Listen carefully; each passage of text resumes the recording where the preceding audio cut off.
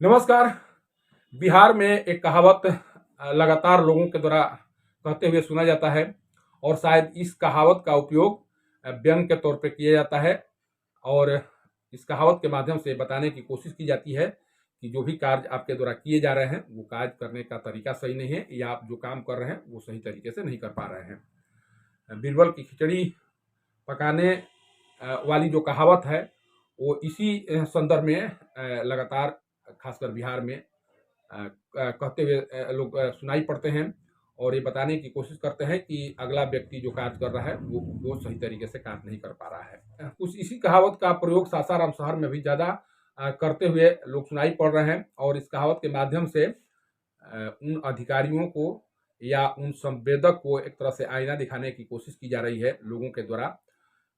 जिन संवेदक और जिन अधिकारियों के बदौलत आज 4 साल से सासाराम शहर के पुरानी जीटी रोड के चौड़ीकरण का कार्य अधर में लटका हुआ है। कार्य करीब 4 साल पहले शुरू हुआ लेकिन आज तक उस कार्य को पूरा नहीं किया जा सका। इसीलिए लोग यह कहते हुए सुने जा रहे हैं कि सासाराम शहर में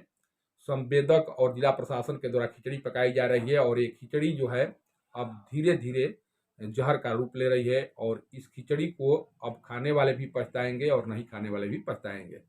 कारण कि जिस तरह से खिचड़ी पकाई जा रही है, सोचिए कि 4 साल से इस कार्य को प्रारंभ किया गया है, लेकिन 4 साल के दौरान भी जिस तरह से अभी सासाराम के इस सड़क के चौड़ीकरण का कार्य चल रहा है, उस कार्य को देखकर आप समझ सकते हैं कि किस तरह से इसे आनन फानन में पूरा किया जा रहा है और जब ये पूरा होगा तो कितनी मुश्किलें आएंगी इस सड़क पर चलने वाले लोगों के साथ, इसे देखकर ही आप अंदाजा लगा सकते हैं। आप जैसे ही जो हाईवे है उसे छोड़कर सासाराम शहर के लिए आगे बढ़ते हैं और जहां तक बेदा नहर है वहां तक जो सड़क के चौड़ीकरण का कार्य चल रहा है वो पूरी तरह से आनन फानन में चल रहा है और उस कार्य के पूर्ण हो जाने के बाद भी लोग इस भाग में सुरक्षित यात्रा नहीं कर सकते हैं और प्रत्येक दिन दुर्घटनाएं सामने आएगी। ये मैं दावे के साथ कह रहा हूं, कारण कि जब आप इस चौड़ीकरण के कार्य को देखेंगे जिस तरह से अभी किया जा रहा है, उस कार्य को देखने के बाद से ही पता चल जाएगा कि आने वाले समय में किस तरह से इस सड़क पर चलने वाले लोगों की मुश्किलें बढ़ने वाली हैं। सड़क के चौड़ीकरण के कार्य में लगे संवेदक को इतना भी पता नहीं है कि जो अभी कार्य उनके द्वारा किया जा रहा है उस कार्य के आधार पर क्या वाकई में लोग इस पथ से सुगम तरीके से आवागमन कर पाएंगे या नहीं कर पाएंगे। संवेदक को इतना भी पता नहीं है। अगर पता होता तो जिस तरह से सड़क के बीचों बीच अभी बिजली के खंभे दिखाई पड़ रहे हैं, या तो पहले उन्हें शिफ्ट कर दिया गया होता या फिर उस क्षेत्र में ही सड़क के चौड़ीकरण का कार्य किया जाता जिस क्षेत्र में पुल नहीं है। आप कुम्हऊ गेट से लेकर जो कुम्हऊ गेट है और बेदा नहर तक चले जाइए, दोनों तरफ सड़क के दोनों तरफ जिस तरह से बिजली के खंभे सड़क के बीच में दिखाई पड़ रहे हैं, उसे साफ लग रहा है कि अगर रात के अंधेरे में किसी वाहन के लाइट अगर फेल हो जाए या किसी तरह से अंधेरा हो जाए तो सीधे तौर पर सारे वाहन जाकर उन पोल से टकराएंगे, जो वाहन या तो सासाराम शहर के लिए जा रहे हैं या सासाराम शहर से बाहर निकल रहे हैं। आखिर सड़क के बीच में पोल होने का मतलब क्या समझा जाए? या तो उन क्षेत्रों को छोड़ दिया जाए जिन क्षेत्रों में पोल है, सकरी ही सही, अगर सड़क अगर सकरी ही है तो सकरी ही सही, लेकिन इस तरह से सड़क निर्माण कर आप क्या दिखाना चाह रहे हैं, किस तरह से लोगों को सुविधा देना चाह रहे हैं, खुद आप समझिए। आपको अगर इस सड़क से चलना हो तो आप कैसे चल पाएंगे, इस पर विचार संवेदक को करना चाहिए। हालांकि जिला प्रशासन के स्तर से तो इस मामले में कुछ भी नहीं किया जा रहा है, कारण कि जिस समय जिलाधिकारी आए थे यहाँ पर, जो धर्मेंद्र कुमार जिलाधिकारी हैं, उनको योगदान दिए हुए करीब 2.5 साल हो गए। जिस दिन उनके द्वारा योगदान दिया गया था उसके कुछ ही दिन बाद जब वो सड़क के निरीक्षण के लिए निकले थे, उन्होंने साफ शब्दों में कह दिया था कि अगर संवेदक के द्वारा 40 दिनों के अंदर इस सड़क निर्माण के कार्य को पूरा नहीं किया जाता है तो संवेदक के ऊपर कार्रवाई की जाएगी। कितना 40 दिन बीत गए, डीएम के स्तर से न तो कोई कार्रवाई हुई न कार्य में प्रगति दिखाई पड़ी, कारण कि जिस तरह से कुछ देर तक काम आनन फानन में तेजी से किया गया, कारण कि मुख्यमंत्री का आगमन होने वाला था, उस कारण से कुछ भागों में तेजी से काम किया गया, लेकिन जैसे ही उनका कार्यक्रम खत्म हो गया फिर उसी तरीके से धीमी गति से काम प्रारंभ हुआ और आज तक उस कार्य को पूरा नहीं किया जा चुका है। मात्र 4 किलोमीटर दूरी तक सड़क के चौड़ीकरण का कार्य किया जाना है, लेकिन 4 किलोमीटर तक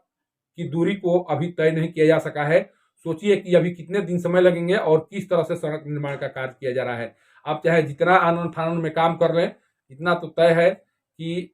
जो वहां पर समस्याएं दिखाई पड़ रही हैं, वो समस्याएं लोगों के लिए एक तरह से बाधा उत्पन्न करने वाली हैं और आगे चलकर इस क्षेत्र में दुर्घटनाएं लगातार होंगी। इसे रोका नहीं जा सकता है अगर इसमें बदलाव नहीं किए गए तो। अगर बदलाव किए गए तो हो सकता है कि जो संभावनाएं व्यक्त की जा रही हैं वो सामने ना आ सके, लेकिन अभी जो स्थिति दिखाई पड़ रही है उसे साफ लग रहा है कि आने वाले समय में सासाराम शहर में जाने वाले लोग या सासाराम शहर से बाहर आने वाले लोगों की मुश्किलें बढ़ने वाली हैं और प्रत्येक दिन कहीं न कहीं किसी न किसी भाग में दुर्घटनाएं सामने आएंगी और लोग चोटिल होते हुए नजर आएंगे। और ये सब कुछ एक संवेदक और यहाँ के जिला प्रशासन की लापरवाही के कारण सामने आएगा। कारण कि न तो जिला प्रशासन को इससे मतलब है कि सड़क पर किस तरह से बनाई जा रही है, या संवेदक तो किसी तरह से अपना